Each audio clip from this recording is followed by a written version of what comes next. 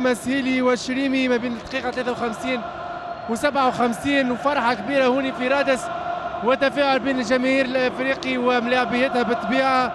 ماهر يظهر لي 4 دقائق حكمت في اللقاء. فوزي بن زرتي مشى وكمل بالتشكيلة اللي بدا بها. شريمي اللي ممكن انتقدناه برشا بعد الشوط الأول كان حاسم في الأخير اليوم في اللقاء ذا ورا البونتو الأول وكان سجل الهدف الثاني وتفاصيل صغيره يظل تحكم في ماتشات صعيبه كما هكا. بالطبيعه الدربيات هذه راه تتلعب على تفاصيل صغيره كما تحكي تويكا. المهم هو تسجيل الهدف في وقت مبكر في الشوط الثاني، هذاك اللي اعطاه فيزيونومي اخرى للماتش واعطاه وجه اخر بالنسبه للنادي الافريقي، لانه يعني تسجيل الهدف هذايا اعطاه اكثر ثقه للاعبين وحررهم مكان الستريس نيجاتيف اللي كان عندهم اللي شفناه في الشوط الاول، ما خلاهمش يلعبوا كما يحبوا هما. دونك الهدف الاول ثم بعد 5 دقائق تقريبا تسجيل الهدف الثاني اللي دعم المردود وخلى اللاعبين في اكثر من فرحه الجماهير الافريقي مع ملاعبيتها وملاعبيه الافريقي مع الجماهير يظل لي وتستحق الفرحه هذيا الجماهير النادي الافريقي في انتظار لقاءات غدوه بالطبيعه ولقاء جي اس او ترجي الرياضي. دونك تسجيل الهدف الثاني هو اللي زاد دعم معناها ثقه اللاعبين في رواحهم واعطى اكثر معناها بريز دو ريسك بالنسبه لهم. شفنا النادي الافريقي في الشوط الثاني اكثر عالي مشي بريسي عالي، شفناه معناها تسجيل الهدف الثاني معناها لو شفت سور ان بريسينغ ثم 4 لمسات ثم هدف. دونك 4 لمسات شنو سيرتوس دو بال فهمتني. دونك ايزون كريو لو ديكالاج خلقوا الديكالاج ب 4 لمسات وسجلوا الهدف الثاني اللي دعم معناها الفريق وخلاه يلعب اريحيه اكثر. يظل لي نفهم من كلامك ونمشي مع مالك كل حاجه انتقدتوها شفنا عكسها في الهدف الثاني. البريسينج العالي، الحضور البدني، اللمسه الواحده اللي شريمي كنا نلوموا عليه فيها مشى بلمسه واحده وحط كره بلمسه واحده ما بينه هو وشوات. ويظهر لي انت قلت مهم الهدف مبكر، مهم ايضا الهدف الثاني جاي مبكر. مالك نضيف عليهم الاخطاء القاتله اللي ارتكبها دفاع الملعب التونسي وكانت اخطاء فرديه وقت اللي تلعب في زون سونترال تكون ديفونسور اكسيال ما تنجمش ترجع الكره في مناطق ال 18 متر وهكاك، يعني خطا قاتل بالنسبه لي انا هو اللي حرر لاعبي النادي الافريقي ديريكتومون بعد في بيلد اب معناها في بناء من الخلف تخسر الكره في منطقه حساسه والنادي الافريقي بالهجمه السريعه يسجل لك الهدف الثاني اللي كان على لاتر الحقيقه هجمه سريعه ممتازه تلعبت على يوسل توش دوبال وهذاك اللي افتقده النادي الافريقي هو لو شونجمون دو ريتم وتمشي بلو فيت فيغ لافون. دونك النادي الافريقي سجل الهدف الثاني اللي رتح الفريق وكما قال الكوتش فما ولات اكثر اريحيه خذا لاسوندون بسيكولوجيك على الملعب التونسي. النادي الافريقي وقتها ارتاح المباراه. شفنا الملعب التونسي في ال20 دقيقة الأخيرة خذا شوية بزمام الأمور وتوفرت له بعض الوضعيات اللي كان قادر أنه يرجع في المباراة خاصة عن طريق الحبوبي وتألق مهيب الشايب وخاصة بالنسبة لي أنا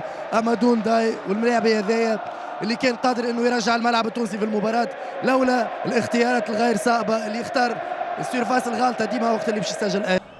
أحمد ويري كما كنا نحكي وقال التفاصيل هي اللي تحكم في دربيات كما هكا. وقدامنا هدفي الافريقي. الهدف الاول بالطبيعه جاء من اقدام اسامه سهيلي الشريمي.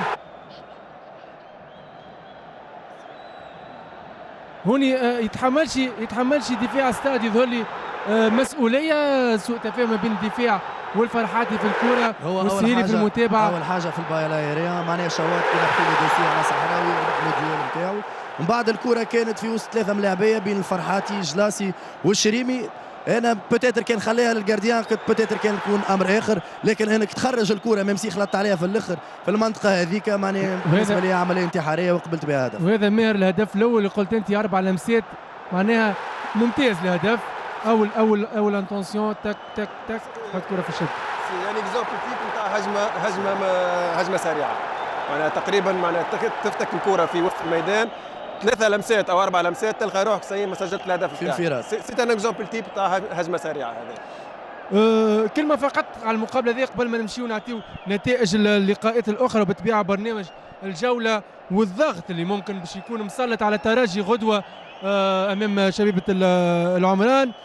الديربي هذايا الوجه اللي شفناه في الشوط الاول ينجم يكون بروفا بالنسبه للافريقي اللي عنده ديربي يستنى فيه نهار الاحد القادم امام الترجي الرياضي التونسي في صوره ما بالطبيعه شامبيونا ما زالت اون جو. هذا كل مربوط بلقاء غدوه في زويتن بالنسبه لي انا كل مباراه والحقيقه نتاعها النادي الافريقي تعدى توا مباراه الملعب التونسي بسلام وربح 3 نقاط، مازال عنده مباراه كبيره ضد الترجي الرياضي باش يعتبر هو نهائي البطوله. الملعب التونسي كان ند للفريق هذايا، لكن اغلاط فرديه هي اللي خلت الملعب التونسي يخسر بالنتيجه هذيا. مبروك للنادي الافريقي وحظه في الملعب التونسي.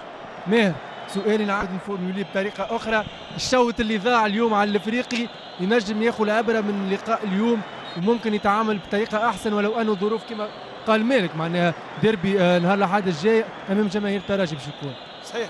هو بروفا صحيح، لانه النادي الافريقي مش يكون تقريبا تحت نفس الضغط او اكثر شويه، لانه كونتكست اخر فيو انت باش تلعب ضد الفريق معناها الجمهور تاع الفريق الخصم. فوالا احنا نحكيو سور البلان معناها مونتال المباراه مش تكون صعيبه مونتالمون، لانه مش يكون ضغط اكبر على لاعبين النادي الافريقي، خاصه انهم يلعبوا امام جمهور الترجي وعلى زوج فرق حتى الترجي. صحيح، فارق النقاط هو اللي مش يحكم في المباراه هذه. دونك هذه بروفا كما كنت تحكي انت، لكن لازم يعرف النادي الافريقي كيفاش يتعامل، كيفاش ينقص في التونسيون بالنسبه للاعبين، الستريس تاع اللاعبين، باش يكون ديما ان ستريس اوبتيمال اللي قادرين فيه انه يتعاملوا اللاعبين باريحيه، قادرين انهم يكونوا في التوب فورم نتاعهم في المباراه هذه. انتصار مهم كما كنا نحكي، والافريقي ياخذ 5 نقاط اسبقيه مبدئيا على الترجي في انتظار لقاءات غدوه. اللقاءات اللي تلعبت اليوم نعطيكم النتائج بطبيعه.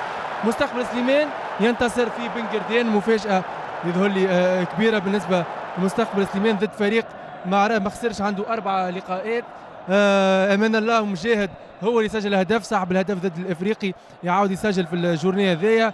بالنسبه للجي اس كا اول انتصار مع طارق جرايه 2-0 امام مستقبل جابس. الاهداف جاوا في الدقيقه 87 و90، واخيرا السياسيس ينتصر 2-0 امام الاولمبي البيجي. ثنائيه حمزه المثلوثي كانت في الشوط الاول، والامور تتعقد يظهر لي على الاولمبي البيجي. ماهر اللي يولي على بعد نقطه فقط من شبيبه القيروانيه، على الشبيبه القيروانيه، ومستقبل سليمان 4 نقاط بعيد عليه. يظهر لي جوني صعبت الامور على باجي. عقدت الامور بالنسبه معناها مش كان باجا برك، معناها تقريبا الاربع فرق الموجودين في اخر ترتيب تقريبا، معناها معناها فما تقارب في النقاط بيناتهم. مثل الاولمبي باجي بيدي معناها عنده مباراته ضد شبيبه العمران، يلزم يجيب 6 نقاط باش يضمن البقاء نتاعو الاولمبي الباجي. دونك ما عندوش حتى حل اخر، يلزم من توا ينساو مقابله صفاقس. يعني واكيد معناها طبيعي انك تمشي تخسر في صفاقس عادي، فهمتني، لكن لازم تعرف اللي تربح المباريات نتاعك. العمران والنادي الافريقي هذا موز مباريات، يلزم الاولمبي باجي يعرف كيفاش يتعامل معاهم باش يخرج من الوضعيه هذه.